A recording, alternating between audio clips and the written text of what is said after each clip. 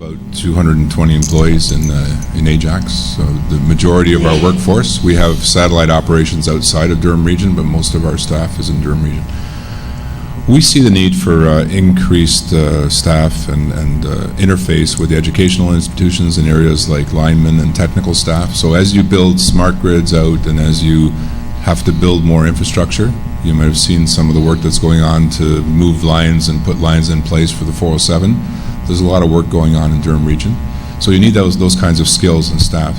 I think some of the things I talked about, though, in terms of combined heat and power plants, if utilities can get more involved in those areas, that involves more jobs. If we could somehow get involved, maybe closer with GM, there was just an announcement that PowerStream, the utility in York region, is doing some work on vehicle-to-grid and electric vehicles with Nissan. Why couldn't we do the same thing with General Motors? Get much deeper involved in terms of the electrical infrastructure. I know UOIT is also doing work with natural gas vehicles. So all those things, when you start to look at it from how a utility could be involved in those different perspectives, that could create jobs. If we get large enough and we get enough scale and we can participate in global markets, then we could sell our expertise around the world. So really the game is unlimited, but it's really a matter of organizing our abilities and our expertise and being able to do that in an organized fashion, and that will create more jobs. You know, one challenge we face, I'm sure there are some parents in the room, if not nuclear parents, is that some of our companies are facing a challenge in finding advanced or talented people in the machining area, machining and advanced manufacturing. I talked to someone from Durham College who said that they had to suspend their advanced manufacturing course because they didn't get any enrollments. And I think parents tell their kids, go into finance, go into law, go into medicine. You don't have a lot of parents telling their kids that being in the manufacturing sector is exciting and lucrative.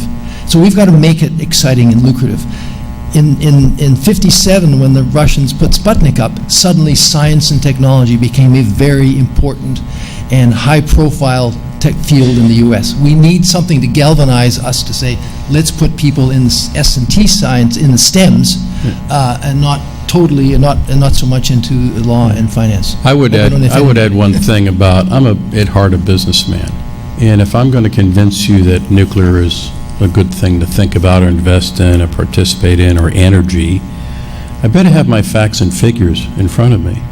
So imagine if Carlos gave his presentations with qualitative bullets on a slide. I think the economy is growing, and I think China's looking pretty good, you know.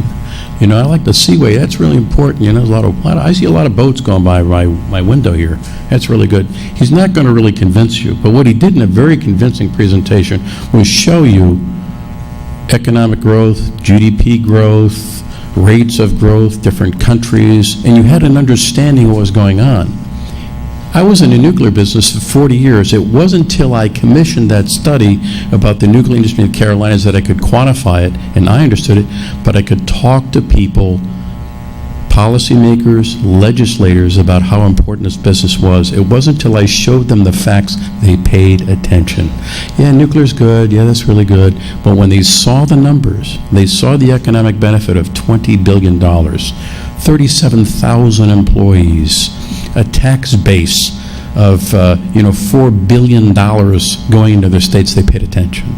So I would say to you, it's not anecdotal, is commission that study and say, what if you're going to be the energy capital, commission that study to quantify it and say, here's what it is, here's what it could be, and then you're going to have the facts to present to someone, and you as members of the communities, and I'll call investors, would be willing to listen. But until you see the facts, you're just going to deal with anecdotes.